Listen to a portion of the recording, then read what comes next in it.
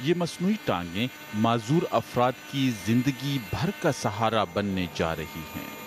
بیساکھیوں اور wheel chair سے نجات کے لیے پلاسٹک سے بنے ان اعضاء کو ترجیح دی جاتی ہے۔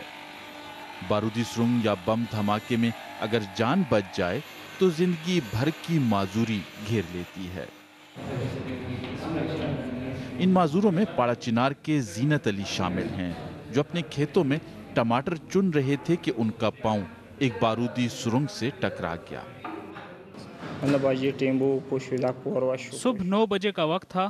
کھیت میں کسی نے بم نصب کیا تھا جس سے دھماکہ ہوا۔ اس کے بعد گاؤں کے لوگ جمع ہو گئے۔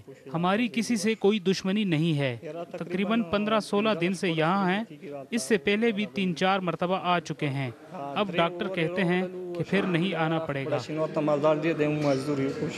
زینت علی کی ٹانگ کا ناپ لیا گیا ہے اور اب انہیں اس چیز کی پریکٹس کرائی جا رہی ہے کہ وہ چلنے پھرنے لگ جائے۔ زینت علی نے کہا کہ انہیں یہ کہا گیا ہے کہ 3 سے 4 روز میں وہ مکمل طور پر چلنے پھرنے کے پھر قابل ہوں گے اور پھر ایک مرتبہ وہ اپنے کھیتوں میں جا کر کام کریں گے اور اپنے بچوں کے لیے، اپنے گھر والوں کے لیے وہ کچھ کما کر لا سکیں گے۔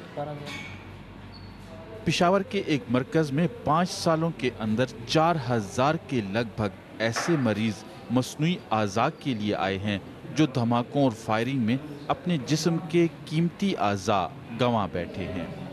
ماہرین کا کہنا ہے کہ بڑی تعداد میں لوگ آگہی نہ ہونے کی وجہ سے یہاں نہیں آ پاتے۔ کوئی اپنے اسکولوں کو جاتا ہے، کوئی اپنے کاروبار کو جاتا ہے، وہ بم بلاسٹ کے زد میں آ جاتے ہیں تو وہ عام سویلین لوگ ہوتے ہیں، کوئی اسپیسیفکلی ٹارگیٹڈ نہیں ہوتے، وہ عام سویلین ہوتے ہیں۔ بم بلاسٹ میں وہ لوگ جو ہے انجرڈ ہو جاتے ہیں یا ان کی ٹانگیں کٹ جاتی ہیں، تو اس طرح کے پیشنٹ ہمارے پاس زیادہ آتے ہیں۔ دہشت گردی کے خلاف جنگ میں فاٹا اور خیبر پختونخوا سے لاکھوں لوگ بے گھر، ہزاروں ہلاک اور زخمی ہوئے، جن میں ایک بڑی تعداد اب معذور بن چکی ہے۔ لیکن جنگ ہے کہ اب بھی جاری ہے۔ عزیز اللہ خان، BBC نیوز، پشاور۔